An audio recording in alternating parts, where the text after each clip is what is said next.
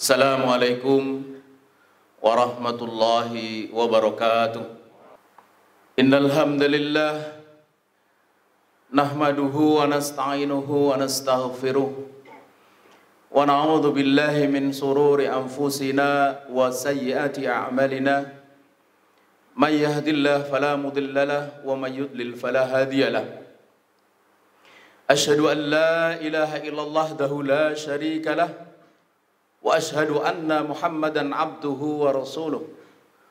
Allahumma salli ala Muhammad wa ala ali Muhammad kama sallaita ala Ibrahim wa ala ali Ibrahim fil alamin innaka Hamidum Majid. Qala Allah Ta'ala fi kitabil karim, a'udzu billahi minasy syaithanir rajim. Walau anna ahlal qura amanu wattaqau lafatahna alaihim barakatim minas sama'i wal ard walakin kadzabu fa'akhadnahum bima kanu yaksibun. Shadaqallahul azim. Ma'asyiral muslimin rahimakumullah, usikum wa iyaya bitaqwallah faqad fazal muttaqun.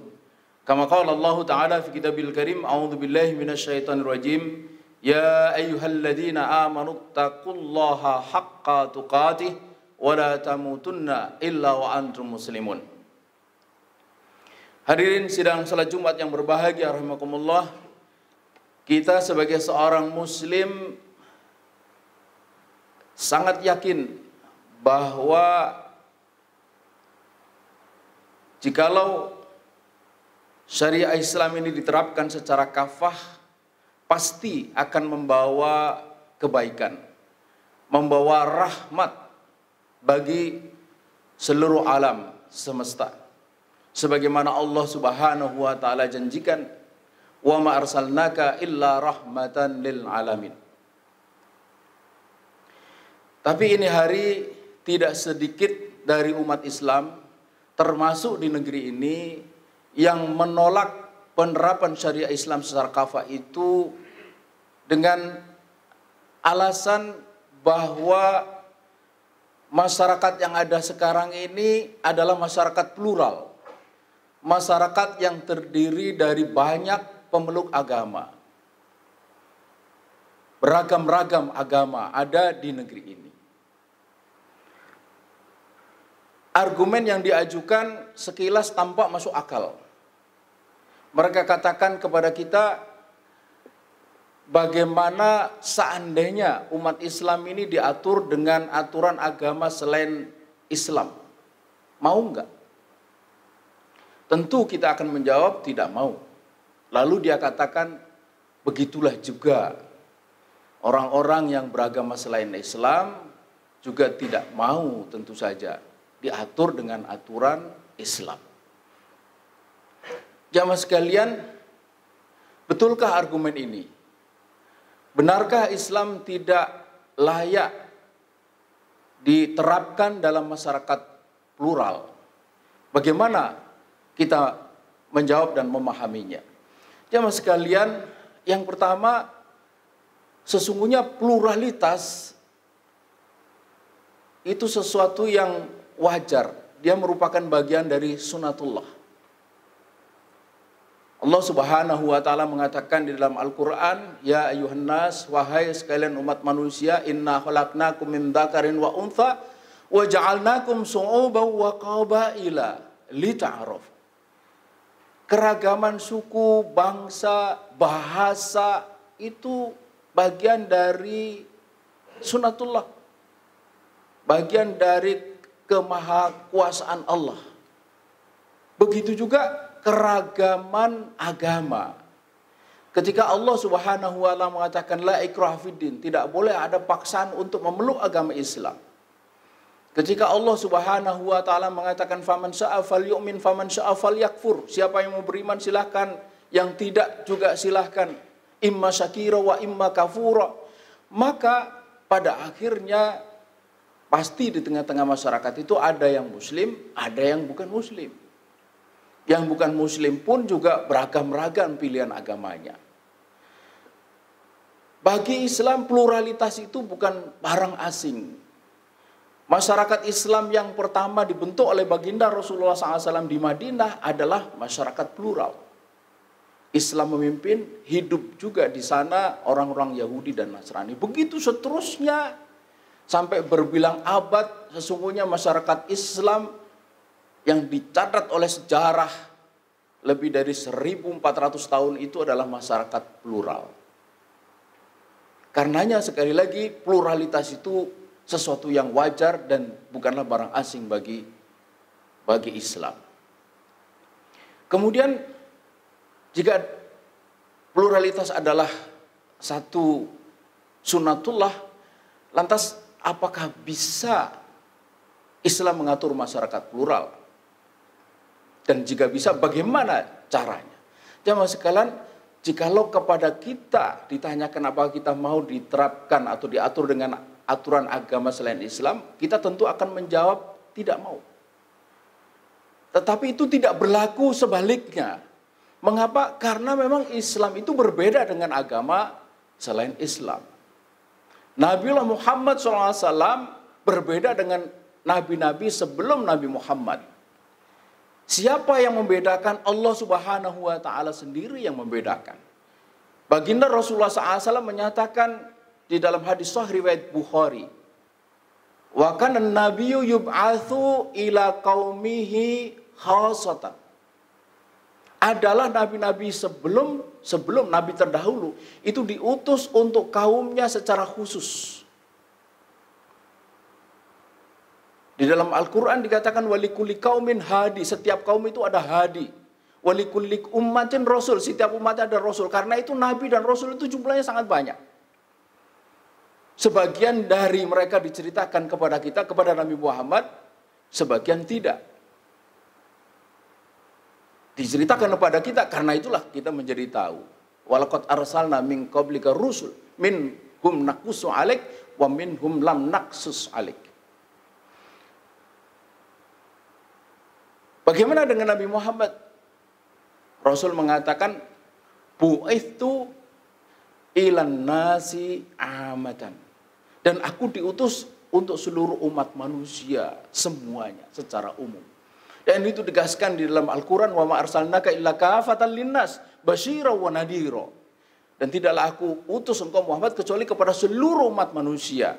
Di ayat yang lain disebutkan, ya ayyuhan nas, wahai sekalian umat manusia, ini sesungguhnya aku Rasulullah, utusan Allah ilaikum jami'a, kepada kalian semua. Jadi Nabi Muhammad itu adalah Nabi untuk seluruh umat manusia. Karenanya risalah yang dibawa oleh Nabiullah Muhammad SAW, risalah Islam itu juga adalah risalah untuk seluruh umat manusia. Risalah Islam, risalah untuk seluruh umat manusia. Syariah yang ada sebagai bagian dari risalah itu pun juga karenanya berlaku, diperuntukkan untuk seluruh umat manusia. Jemaah sekalian, dalam kehidupan pribadi, Islam memberikan kebebasan kepada siapapun untuk masuk Islam, untuk memeluk Islam atau tidak. Kita tidak boleh memaksa mereka untuk masuk ke dalam Islam. Jelas sekali itu. Karena akidah, keyakinan itu tidak akan mungkin terbit di atas paksaan. Keyakinan, akidah, keimanan itu hanya akan mungkin tumbuh di atas kesadaran dan pilihan serta kerelaan. Maka Islam membiarkan atau menyerahkan dalam pengaturan kehidupan pribadi, menyangkut keyakinan dan segala hal yang terkait dengan keyakinan. Makanan, minuman, kita bilang haram, mereka bilang halal karena keyakinan. Kita bilang halal, mereka bilang haram. Seperti sapi di India, mereka bilang ini titisan dewa, kata mereka. Dipersilahkan. Begitu juga hal-hal lain menyangkut keyakinan. Diberi kebebasan kepada mereka. Karena itu tidak ada kekhawatiran yang mesti muncul di kalangan mereka bahwa mereka itu nanti akan terkekang hidupnya, tidak bisa melaksanakan kegiatan ibadah, tidak bisa memilih agama yang mereka yakini. Tempat ibadah dilindungi, jangankan di masa damai, di masa perang saja itu tidak boleh dijadikan sebagai objek perang. Itu jelaskan. Nah, sementara dalam kehidupan umum, dalam kehidupan masyarakat dan negara, syariat Islam berlaku secara umum. Disinilah kita memahami ayat wa anihkum bainahum fahkum bainahum bima anzalallah. Bima anzalallah. Hukumlah mereka. Terapkanlah hukum di antara mereka dengan apa yang diturunkan Allah Subhanahu wa taala. Mungkin kalau pakai istilah bagaimana kalau kau diatur dengan syariat Islam agak ada hambatan psikologis. Tetapi kalau dikatakan kepada mereka, bagaimana kalau hidup kita, masyarakat dan negara ini diatur dengan aturan yang baik? Aturan yang baik itu apa? Di bidang ekonomi, aturan yang baik adalah yang bisa menumbuhkan kegiatan ekonomi. Ekonomi tumbuh. Tumbuh stabil, adil. Percaya, tidak ada satupun orang di muka bumi ini yang menolak. Tidak ada orang yang menolak ekonomi tumbuh. Ekonomi tidak tumbuh, mereka tolak. Ekonomi stabil, tidak ditolak. Ekonomi tidak stabil, mereka tolak. Ekonomi adil, mereka terima. Ekonomi tidak adil, mereka tolak. Inilah aturan yang baik. Aturan yang baik datang dari zat yang baik, itulah Allah Subhanahu wa ta'ala. Ini hari ekonomi kita ini diatur dengan sistem kapitalis. Yang membuat akhirnya ekonomi memang tumbuh, tapi dia tidak pernah stabil. Ekonomi kapitalis satu pilarnya di bidang keuangan itu berbasis riba. Dan riba itu sumber labilitas. Di dalam Al-Quran kita membaca alladzina ya'kuluna riba la yakumuna illa kama yakumul ladzi yatakhabbatuhu syaitanu minal mas. Jadi orang yang makan riba itu tidak pernah bisa tegak, berjalan tegak. Dia akan selalu berjalan gontai. Kalau dalam istilah statistik itu ada random walk. Seperti orang mabuk. Tidak pernah stabil. Dalam riset yang dilakukan oleh Ikatan Ahli Ekonomi Islam. Dalam 100 tahun terakhir itu ada lebih dari 20 kali krisis. Jadi rata-rata 5 tahun sekali. Dan itu juga dibenarkan oleh Dr. Muhsin Tohir Sulaiman. Dalam kitab Ilajul Muskilah Al-Iqtisadiyah bil Islam. Dia katakan bahwa pertumbuhan ekonomi dalam sistem kapitalis itu dia bersifat siklik. Maksudnya dia tumbuh tapi dia menuju puncak, setelah sampai puncak dia jatuh lagi. Begitu seterusnya. Nah, berapa periode siklusnya itu berbeda-beda antara satu negara dengan negara lain bergantung kepada faktor-faktor sebutlah dengan istilah fundamental ekonomi. Negara macam Indonesia, Malaysia, Thailand, siklusnya itu kira-kira 5-7 tahunan. Dan kalau kita perhatikan betul, tahun 98 kita krisis, mulai membaik tahun 2004 puncaknya, tapi tiba-tiba kemudian krisis lagi tahun 2008. Kalau negara Eropa, Amerika, Jepang, Korea itu 25 tahunan. Tapi yang pasti tidak pernah bisa stabil. Dan siapa yang menderita akibat ekonomi yang tidak stabil, bukan hanya umat Islam, seluruh umat manusia stabil. Merasa menderita, karena tidak stabilnya ekonomi. Begitu juga ekonomi yang adil. Jamaah sekalian, apa itu adil? Sederhananya adil adalah yang punya hak mendapatkan hak itu. Itu sederhananya adil. Nah ini hari tatanan ekonomi kapitalis telah membuat ketidakadilan itu makin menganga. Contoh paling nyata adalah apa yang kita alami di negeri kita ini. Ini negeri kita ini negeri yang kaya sumber daya alam. Tetapi lihatlah sumber daya alam, tambang, batu bara, emas, segala macam itu dinikmati oleh segelintir orang. Kalau mengikuti aturan Islam, sumber daya alam, tambang, batu bara yang begitu melimpah itu milik umat, milik rakyat, milik umum. Dalam konsepsi ekonomi Islam itu ada namanya milkiyah amah, milkiyah daulah, milkiyah fardiyah. Ini masuk milkiyah amah. Suatu hari datang kepada Nabi, seorang sahabat bernama Abyad bin Hamal. Minta kepada Nabi tambang garam di Ma'rab. Nabi yang dermawan memenuhi permintaan itu. Tapi kemudian segera sahabat yang lain mengingatkan Nabi. Ya Rasulullah, atadri ma qata'ta lahu. Tahukah engkau apa yang telah engkau berikan? Tidak dijelaskan apa jawaban Nabi, tapi kemudian di situ dia meneruskan bahwa inna ma qata'ta lahu al-ma'al aidda. Sesungguhnya apa yang telah engkau berikan itu bagaikan air yang mengalir, saking banyaknya. Menyadari hal itu, Nabi yang mengajarkan kepada kita, kalau kita memberikan sesuatu jangan ditarik lagi, hari itu dia menarik pemberian ladang garam kepada Habiyat bin Ammar. Nah ini yang kemudian dipahami oleh para ulama bahwa barang tambang yang jumlahnya sangat banyak itu mestilah menjadi milik rakyat yang dikelola oleh negara, hasilnya untuk rakyat. Tapi ini hari jamaah sekalian, mungkin banyak rakyat yang tidak tahu bahwa telah terjadi perubahan fundamental di dalam undang-undang minerba ini. Kita ambil contoh. Ada 380.000 hektar ladang batu bara yang dikuasai oleh 7 PKB2B, 7 perusahaan besar. Yang kalau mengikuti undang-undang minerba tahun 2009, habis masa kontraknya, habis masa konsesinya, harus kembali kepada rakyat. Itu tersebut dalam undang-undang nomor 2 tahun 2009, undang-undang minerba tahun 2009. Dikembalikan kepada negara, diprioritaskan untuk BUMN, BUMD. Tapi aturan itu yang tentu saja baik buat rakyat telah dirubah dalam undang-undang minerba tahun 2020 kemarin saat pandemi disahkan. Ketentuan yang tadi itu dirubah dengan memberikan kepastian perpanjangan kepada 7 perusahaan besar itu. 380.000 hektar yang menurut Dirjen Minerba potensi cadangannya bernilai 13.000 triliun. Keuntungan tahun bersih itu 2 triliun. Jamaah sekalian, apakah ini adil? Tidak adil. Kalau mengikuti aturan Islam, itu semua menjadi milik rakyat, dikembalikan hasilnya kepada rakyat. Siapa yang akan menikmati? Siapa saja yang menjadi bagian dari rakyat, muslim maupun non-muslim. Jamaah sekalian, inilah yang harus dijelaskan kepada bukan hanya non-muslim, tapi juga umat Islam sendiri. Agar umat Islam tidak ikut arus di dalam paham yang menyingkirkan, bahkan melecehkan syariat agamanya sendiri. Bagaimana bisa umat Islam menolak syariatnya? Kalau orang kafir menolak syariat Islam masih agak bisa dipahami oleh agama. Tetapi kalau umat Islam menolak syariatnya, bagaimana bisa? Orang dia itu diciptakan oleh Allah untuk beribadah. Dan dia sudah berikrar setiap hari. Inna sholati wa nusuki wa mahyaya wa mamati lillahi rabbil alamin. Tapi kok bisa-bisanya dia menolak syariat?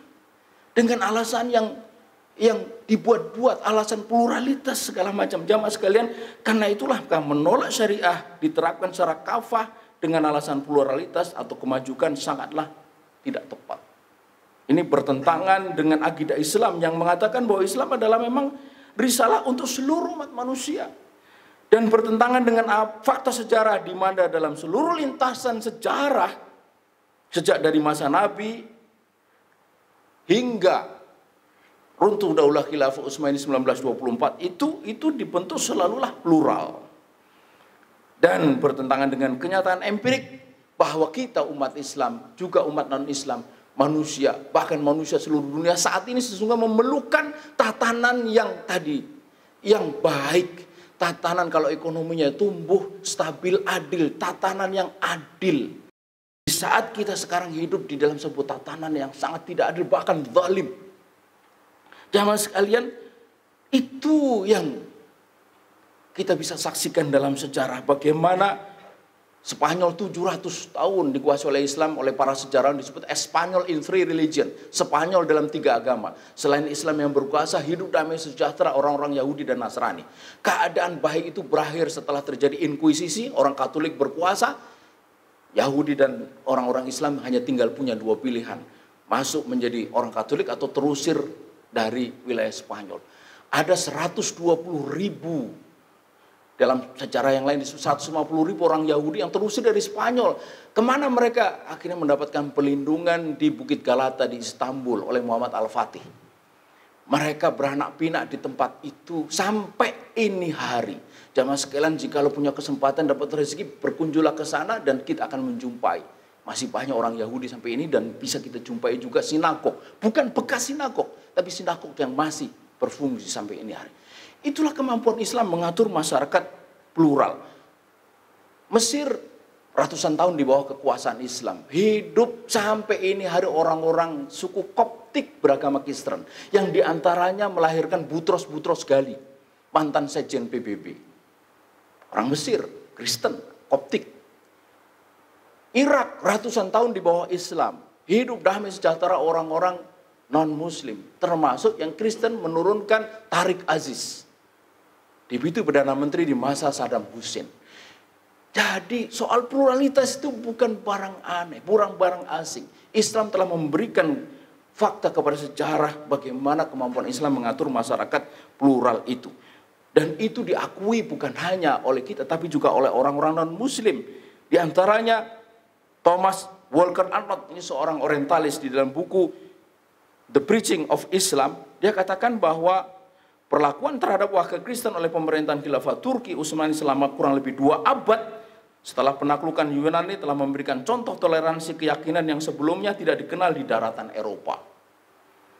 Bahkan Karen Armstrong, seorang perempuan penulis hebat, akhirnya dia masuk Islam juga, dia mengatakan bahwa under Islam, the Jews had enjoyed a golden age in Andalusia. Jadi abad keemasan Yahudi itu justru terjadi di Andalusia ketika 700 tahun Islam memimpin Spanyol. Nah, sekalian, karena itulah maka penting bagi kita, satu, meyakinkan kepada diri kita bahwa inilah risalah yang dinantikan oleh umat Islam ini hari, yang akan membawa dunia kepada kebaikan. Allah Subhanahu wa Ta'ala pasti benar bahwa Islam ketika diterapkan secara kafah, dia akan memberikan rahmat bagi seluruh alam. Itu satu. Yang kedua, kita juga mari meyakinkan karib kerabat, lingkungan kita, siapapun, untuk bersetuju dengan prinsip ini dan menjelaskan kesalahan argumen-argumen yang tadi dikemukakan. Agar apa? Negeri yang mayoritas muslim ini mestinya segala sesuatu yang bersifat Islam, termasuk tegaknya syariat Islam di negeri ini, itu tidak sulit. Tapi faktanya ini hari jangan lagi tegak syariat Islam secara kafah. Segala sesuatu yang berbau Islam, yang tebal, yang pekat, itu dituduh dengan aneka macam tuduhan yang tidak senonoh, radikal, fundamentalis, garis keras, dan kemudian harus disingkirkan. Sesuatu yang tentu saja sangat memprihatinkan, menjauhkan negeri kita ini dari rahmat dan barokah Allah Subhanahu wa Ta'ala yang dijanjikan Allah Subhanahu wa Ta'ala pada ayat yang tadi di awal khotib sampaikan, walau anna ahlal qura amanu wattaqau la fatahna alaihim barokatin minas samai wal ard. Demikian, mudah-mudahan bermanfaat. Wassalam. Barakallahu li wa lakum fil Qur'anil azim wa nafa'ani wa iyyakum bima fihi minal ayati wa dzikril hakim wa taqabbala minni wa minkum tilawatahu innahu wasamiul alim. Alhamdulillah. Alhamdulillahilladzi hadana li hadza wa ma kunna linahtadiya laula an hadana Allah. Asyhadu an la ilaha illallah wa la syarika lah wa asyhadu anna Muhammadan abduhu wa rasuluh. Allahumma shalli ala Muhammad wa ala ali Muhammad kama shallaita ala Ibrahim wa ala ali Ibrahim fil alamin innaka Hamidum Majid. Ma'asyiral muslimin rahimakumullah, usikum wa iyaya bi taqwallah faqad fazal muttaqun. Takwa adalah nilai paling tinggi di hadapan Allah, dan wujud takwa ketundukan kita kepada segenap syariatnya, baik dalam kehidupan pribadi, keluarga, dan masyarakat. Karena itulah maka mari kita wujudkan takwa itu dengan takwa yang sebenar-benarnya. Mudah-mudahan Allah Subhanahu wa Ta'ala memberikan kekuatan kepada kita, kesabaran dan sikap istiqomah untuk menjalani kehidupan ini di atas dasar takwa. Akhirnya marilah kita tutup khutbah ini dengan sama-sama berdoa. Mohon kepada Allah dengan penuh khusyuk, tadarruk, berharap mudah-mudahan Allah mengabulkan semua yang kita mintakan. Innallaha wa malaikatahu yusholluna 'alan nabi ya ayyuhalladzina amanu shallu 'alaihi wa sallimu taslima. Allahumma shalli ala Muhammad wa ala alihi wa ashabihi ajma'in. Amin amin ya rabbal alamin. Rabbana ighfir lana dzunubana wa liwalidina warhamhum kama rabbayana shighara wa li jami'il muslimina wal muslimat wal mu'minina wal mu'minat al ahya'i minhum wal amwat ya rabbal alamin. Allahumma inna nas'aluka salamatan fid din wa afiyatan fil jasad wa ziyaratan fil ilmi wa barakatan fil rizqi wa taubatan qabla al maut wa rahmatan indal maut wa maghfiratan ba'dal maut. Allahumma hawwin alaina fi sakaratil maut wan najata minan nar wal afwa indal hisab. Allahumma arinal haqqa haqqa warzuqna ittiba'ah wa arinal batila batila warzuqna istinabah. Allahumma aslih lana dinan alladhi huwa asmatu amrina wa aslih lana akhiratana allati ilaiha ma'aduna waj'alil hayata ziyaratan lana fi kulli khair waj'alil mauta rahatan lana min kulli syarr bi rahmatika ya arhamar rahimin. Allahumma a'izzal islam wal muslimin wa ahlikil kafarata wal musyrikin wa dammir a'da'ana a'da'ad din. Allahumma ansur man nasradin Allahumma ansur ikhwanana fi kulli makan. Allahumma ansur ikhwanana al-mujahidina fi sairil biladil muslimin birahmatika ya arhamar rahimin. Allahumma inna nas'aluka dawlatan khilafatan rasidatan ala minhajin nubuwah allati tutabbiquha sari'atakal uzma wa tu'izzu bil islam wa ahla wa tudhillu bil kufra wa ahla waj'alna minal 'amilina li iqamatiha birahmatika ya arhamar rahimin. Allahumma rabbana hab lana min azwajina wa dhurriyyatina qurrata a'yun waj'alna lil muttaqina imama. Allahumma rabbana zalamna anfusana wa illam taghfir lana wa tarhamna lanakunanna minal khasirin. Bismillahirrahmanirrahim. La yadurru ma'asmihi shay'un fil ardi wala fis sama'i wa huwas samiul alim. Allahumma rabbana la taj'al lana fitnatan lil qaumidz zalimin wa najjina bi rahmatika minal qaumil kafirin. Allahumma rabbana atina fid dunya hasanah wa fil akhirati hasanah wa qina adzabannar. Subhana rabbika rabbil izzati amma yasifun wa salamun alal mursalin alhamdulillahi rabbil alamin.